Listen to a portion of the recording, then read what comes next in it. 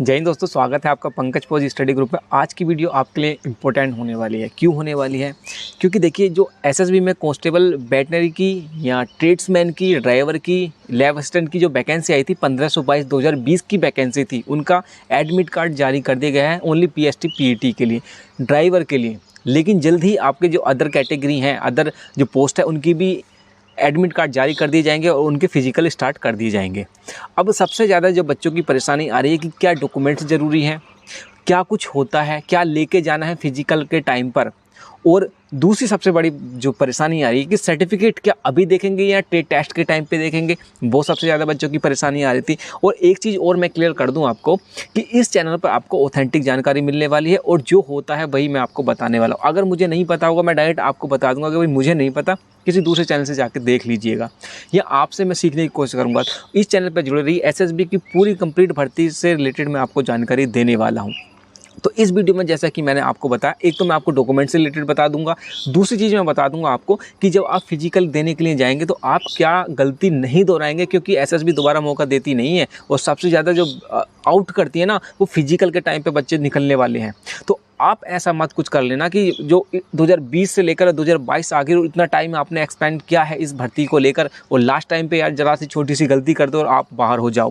क्योंकि हमने जो करीबी से देखा है ना इसको, तो भाई ये छूट देने वाली नहीं है, ना ही देती है। अगर छोटी सी भी गलती है, सबसे ज़्यादा डॉक्यूमेंटेशन में निकलते हैं, फिजिकल में सबसे ज़्यादा बच्चे निकलते हैं। तो चलिए वीडियो स्टार्ट कर देते हैं। और मैं आपको बता दूँ कि आपको सबसे ज़्यादा जो परेशानी आ रही, पहले बता देता हूँ कि आपके जो डॉक्यूमेंट हैं, क्या आपको कौन से सर्टिफिकेट वहाँ पर लेके जाने चाहिए। दूसरे पार्ट में आपको डॉक्यूमेंट्स के बारे में बता दूंगा। तीसरा बता दूंगा कि जब आप सेंटर पे जाएंगे तो क्या क्या गलती आपको नहीं दोहरानी है। तो सर्टिफिकेट से रिलेटेड मैं आपको बता दूं कि अगर अभी जो रिसेंटली चल रहा है वो ड्राइवर का चल रहा है, तो ड्राइवर में क्या कुछ चाहिए होगा। देखिए, ड्राइवर में सिंपली से आपको 10th मांगते हैं। 10th प्लस आपका जो ड्राइविंग लाइसेंस है वो आपको मस्ट होने वाला है। और फिजिकल के टाइम पे ही ये सारे डॉक्यूमेंट्स आपको चेक कराने हैं। वहाँ पर जो अथॉरिटी है, जो वहाँ पर बोर्ड बना हो, वो सारे के सारे डॉक्यूमेंट्स आपके चेक करने वाली है। तो ड्राइवर का क्या है, आपका 10th होना चाहिए, प्लस आपका जो ड्राइविंग लाइसेंस है वो जो रिक्वायरमेंट है उसके साथ वो चाहिए होगा। दूसरी चीज़, आपका लैब असिस्टेंट के बारे में मैं बता दूं आपको, तो 10th होना चाहिए। बेसिकली आपको साइंस से लैब असिस्टेंट के लिए 10th प्लस साइंस से 10th होना चाहिए। उसके बाद लैब असिस्टेंट कोर्स का सर्टिफिकेट आपके पास होना ज़रूरी है, क्योंकि इसमें लैब असिस्टेंट सर्टिफिकेट आपका रिक्वायरमेंट है। अगर नहीं होगा तो eight the time of physical आपको बाहर कर दिया जाएगा। अब आगे बात कर लेते हैं कि कांस्टेबल वेटनरी, क्योंकि सबसे बड़ा जो पंगा है वो कांस्टेबल वेटनरी को लेकर है। उसमें देखिए क्या था कि 10th आपके पास होना चाहिए। उसके बाद ये डिजायरेबल था कि आपके पास हो भी सकता है, नहीं भी हो सकता, 1 ईयर्स एक्सपीरियंस सर्टिफिकेट होना चाहिए।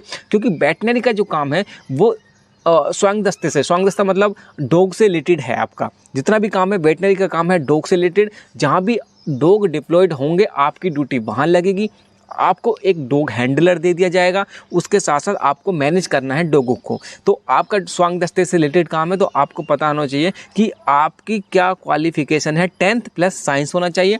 डिजायरेबल था आपका 1 year experience certificate.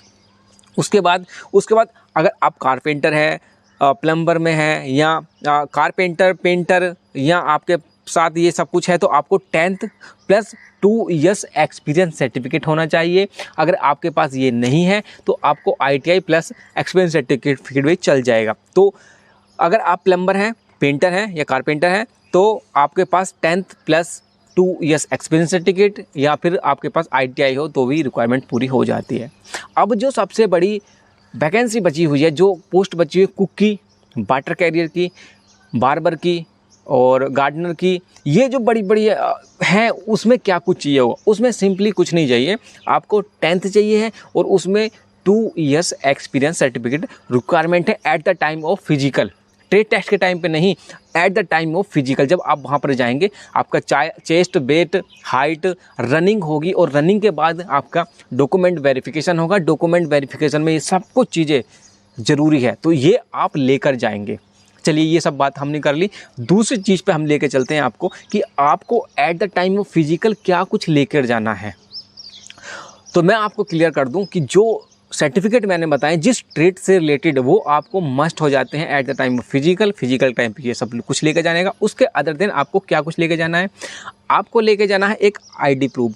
ID proof में आपका ड्राइविंग लाइसेंस हो सकता है, आधार कार्ड हो सकता है, पैन कार्ड हो सकता है, ये आपको मस्ट है, ये आपको लेके जाना है। कुछ फ़ोटो ले जाना आपने, कहीं पर ऐसा है कि भाई फ़ोटो की रिक्वायरमेंट भी हो जाती है तो फ़ोटो ले जाना, आईडी प्रूफ ले जाना अगर आप, और ये सारे डॉक्यूमेंट सेंटर के होने चाहिए क्योंकि ये वैकेंसी आपकी सेंटर की है, तो आपके पास जितने भी डॉक्यूमेंट्स हैं सब सेंटर के होने चाहिए।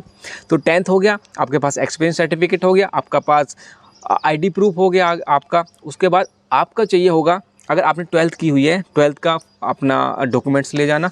उसके बाद अगर आपने कास्ट सर्टिफिकेट बनवाया है, और कास्ट सर्टिफिकेट वही बच्चे बनवाएंगे ओबीसी SC ST जो कास्ट में रिलैक्सेशन पा रहे हैं। जैसे आप SC में है तो आपको 5 साल की, OBC में है तो आपको 3 साल की, ST में है तो आपको 3 साल की छूट मिलती है। तो जो सेंटर के बच्चे हैं और जो कास्ट में छूट ले रहे हैं वो अपना कास्ट सर्टिफिकेट लेके जाएंगे। OBC कैंडिडेट या एक डोमिसाइल सर्टिफिकेट आपको लेके जाना होगा, जो भी जहाँ का रहने वाला है वो अपना डोमिसाइल सर्टिफिकेट लेके जाएगा। तो जो मेन पॉइंट है आपके, देखिए जो आपका ड्राइविंग लाइसेंस है, ID proof, as ID proof कुछ भी हो सकता है, आप कुछ फोटोग्राफ्स ले सकते हैं। उसके बाद आपका 10th और प्लस सर्टिफिकेट जो आपने रिक्वायरमेंट एज ए रिक्वायरमेंट उन्होंने बताया था वो लेके जाना है, प्लस अपना डोमिसाइल सर्टिफिकेट, अपना कास्ट सर्टिफिकेट, ये सब लेके जाएंगे। प्लस जो आपके पास अदर जो हाई एजुकेशन है वो अगर वहाँ पर एंटर कराना चाहते हैं तो वो सब लेके जाएंगे, कि जो वो वहाँ पर अथॉरिटी है वो आपके नोट डाउन कर ले कि भाई ये बंदे ये रिक्वायरमेंट थी, ये पेपर ठीक है। और एक चीज़ और मैं बता दूं कि छोटी सी भी कमी होगी, छोटी सी भी गलती होगी, आपको बाहर कर देंगे। ज़्यादा रिलैक्सेशन ये देने के मूड में होते नहीं हैं और आपको दोबारा छूट यहाँ पर मिलेगी नहीं। फिजिकल के बारे में हम बात कर लें कि देखिए आपका अच्छी खासी गर्मी होने वाली है, 4 अप्रैल से स्टार्ट हो जाएंगे तो वहाँ पर अच्छी खासी आपको गर्मी देखने को मिलेगी। और वहाँ पर इतनी अच्छी आपको ये नहीं कि एयर कंडीशन ये सब कुछ मिलने वाले है। तो अपनी मेंटली फिजिकली तैयार होके जाइएगा वहाँ पर, अपनी तैयारी फिजिकल से रिलेटेड कर देना, क्योंकि इतना हुआ बोल का हल्का मत समझ लेना इस फिजिकल को कि यार आराम से जाएंगे और निकाल देंगे। बारीकी से चेक करते हैं, क्योंकि चेस्ट अगर थोड़ा सा भी ऊपर नीचे है तो आपको डायरेक्टली बाहर कर देंगे। हाइट में थोड़ा सा भी ऊपर नीचे है आपको डायरेक्टली सिंपली बाहर कर देंगे। वेट का बहुत ज़्यादा ध्यान रख लेना, अपने हाइट के हिसाब से वेट मैनेजमेंट करते हैं। मैं खुद भुक्तभोगी हूँ, एक बार मैं हेड कांस्टेबल मिनिस्टर की पोस्ट से आउट हो चुका हूँ SSB में। तो बिल्कुल भी ये नहीं छूट देने वाले हैं, जो भी रिक्वायरमेंट उनकी है पूरी कर लेना। तो चैनल पर पहली बार आए हैं तो दोस्तों चैनल सब्सक्राइब कर लेना, क्योंकि इसी तरह की ऑथेंटिक जानकारी मैं आपको देता रहता हूं। कोई भी परेशानी है इस चैनल से जुड़े रहना, क्योंकि पूरी की पूरी भर्ती हम कवर कर रहे हैं। जो भी आपका डाउट होगा वो इस चैनल के माध्यम से मैं आपको क्लियर करने की कोशिश करूँगा। तो इसके साथ साथ मैं एक चीज़ और आपको क्लियर कर देना चाहता हूँ कि देखिए जो दूसरी कैटेगरी हैं, जैसे ड्राइवर के तो अभी आ गए हैं, दूसरी जो पोस्ट हैं जैसे वेटनरी का हो गया, लैब असिस्टेंट का हो गया, प्लम्बर, पेंटर, ये दूसरे के हैं, उनके बहुत जल्दी ही एडमिट कार्ड डाउनलोड होने वाले हैं। तो अपना टाइम ख़राब मत कीजिएगा, बार बार चेक करते रहना, बार बार चेक करते रहना, उसमें टाइम ही ख़राब हो रहा है। जो आपकी रिक्वायरमेंट है उसको पूरा करने पे ध्यान दीजिए। जब भी आपको डॉक्यूमेंट वेरिफिकेशन या आपके डाउनलोड होंगे एडमिट कार्ड, हम इस चैनल के माध्यम से आपको बता देंगे। तो अपना टाइम वेस्ट मत कीजिए, जो भी पढ़ाई है, जो दूसरी तरह की एक्टिविटी है उस पर ध्यान दीजिए। बार बार अपना रोल नंबर डालना, अपना रजिस्ट्रेशन नंबर डालना और फिर करना और एरर दिखा देना, ये सब टाइम वेस्ट करने वाली बातें हैं।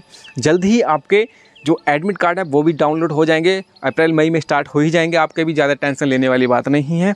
तो इस वीडियो में इतना ही, चैनल सब्सक्राइब कर लीजिएगा। मिलते हैं अगले वीडियो में, तब तक के लिए जय हिंद।